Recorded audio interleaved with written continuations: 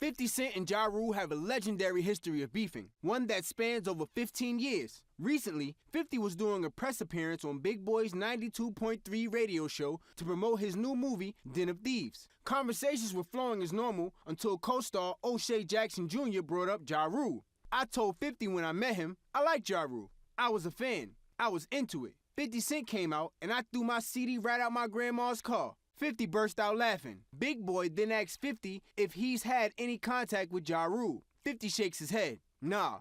Big Boy continues. Like no airports or anything?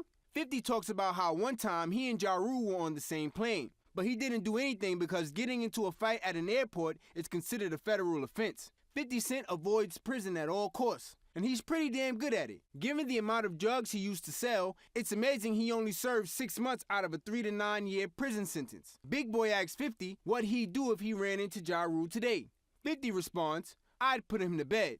Now, of course, Ja Rule wasn't about to let 50 have the last word and took to Twitter to roast the shit out of him. Ja Rule tweeted, fun hip-hop fact, 50 Cent is pussy. Of course, immediately, 50 Cent fans came to his rescue. One fan tweeted, LOL, you sure you want to do this? You remember what happened last time. Not deterred in the slightest, Ja Rule kept spitting back, getting progressively more savage with each response. Ja Rule replied back with the tweet stating, yeah, I do remember 50 Cent got beat up, stabbed and shot. What do you remember?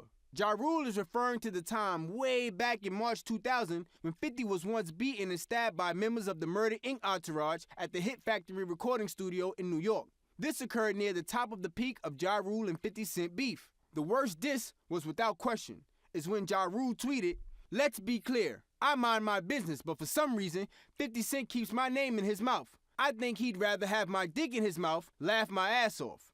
Wow, Ja Rule is just asking for a fight. I think he'd rather have my dick in his mouth? Come on, dude.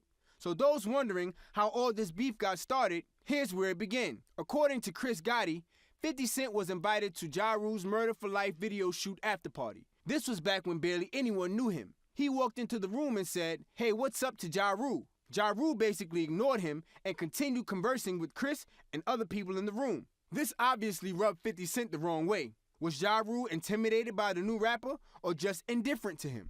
Whatever the reason, it pissed 50 off. Apparently, Ja Rule's chain got stolen that day. He believed it was stolen by one of 50 Cent's affiliates. Ja Rule sent his crew member from Murder Inc. to shake down 50, and he ended up getting stabbed.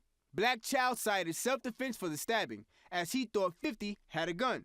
After this, 50 started making records, one of which featured a Ja Rule diss track, which of course is Back Down, off of Get Rich or Die Trying. This led to their altercation in Atlanta, in which Ja walked up to 50 and asked him, I don't know you, why are you making these records? In response, 50 Cent punches him. Ja Rule takes the punch, pulls 50's head over his shirt, and starts punching him back. 50 Cent then runs away. This is of course all hearsay. Everybody has a different version of the story. What do we know for sure? That 50 is going to respond to those nasty Ja Rule tweets. Stay tuned. Don't forget to like and subscribe for more updates.